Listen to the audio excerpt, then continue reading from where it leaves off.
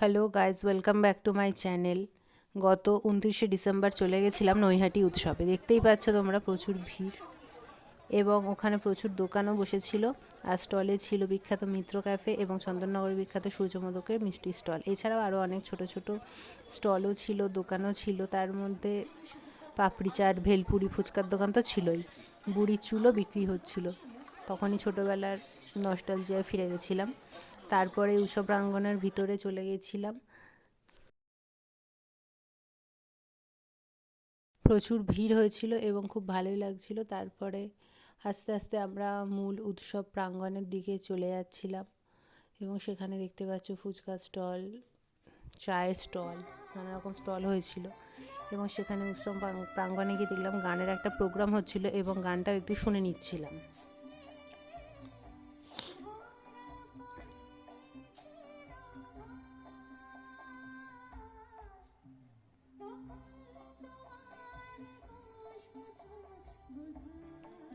গানের প্রোগ্রামে কিন্তু বেশ ভিড় হয়েছিল।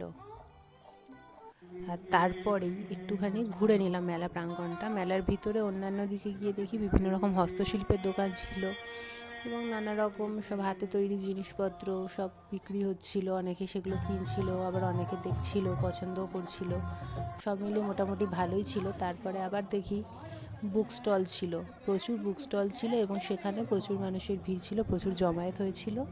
সব মিলিয়ে ব্যাপারটা খুব ভালোই লাগছিল। বুক স্টলের মধ্যে একটা জায়গা দেখলাম, বেশ সুন্দর গানের একটা ছোট্ট মতন প্রোগ্রামও হচ্ছিল।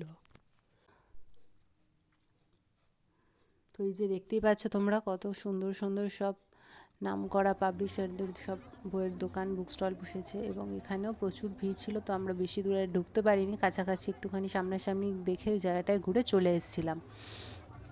তারপর ওখান থেকে বেরিয়ে একটা স্কুলের পাশে একটা স্কুল আছে, সেই স্কুলে ঢুকেছিলাম, এবং সেখানে বাচ্চাদের আঁকার, হাতের আঁকা কিছু প্রদর্শনী হচ্ছিল, সেগুলো দেখলাম। এখানে বাচ্চারা প্রত্যেকে দুর্গা ঠাকুরের বিভিন্ন রকমভাবে আঁকার চেষ্টা করেছে, এবং প্রত্যেকে খুব সুন্দরভাবে সেগুলোকে করার চেষ্টা করেছে। খুব সুন্দরও লেগেছিল বিষয়টা। এখানে দুর্গাগুলোর আঁকার মধ্যে কার দুর্গা, মানে কার আঁকা দুর্গাটা তোমাদের সব থেকে কোন দুর্গাটা ভালো লেগেছে, এটা অবশ্যই কমেন্টের মাধ্যমে কিন্তু জানিও। আর এরপরেই পাশের রুমেই একটা রবীন্দ্রনাথ ঠাকুরের লেখা আমাদের ছোট নদী চলে আঁকে বাঁকে, সেই জিনিসটাই কিন্তু এখানে ওরা তুলে ধরেছিল, চিত্র প্রদর্শনী করে তুলে ধরেছিল, এবং সেটা অসম্ভব সুন্দর লাগছিল দেখতে।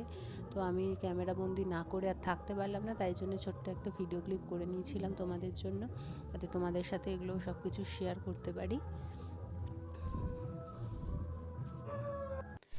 এবং তারপরেই পাশের রুমটায় চলে গেছিলাম। সেখানে গিয়ে দেখলাম বাচ্চাদের সব হাতে তৈরি, হাতে আঁকা তাঞ্জোর পেন্টিং ছিল।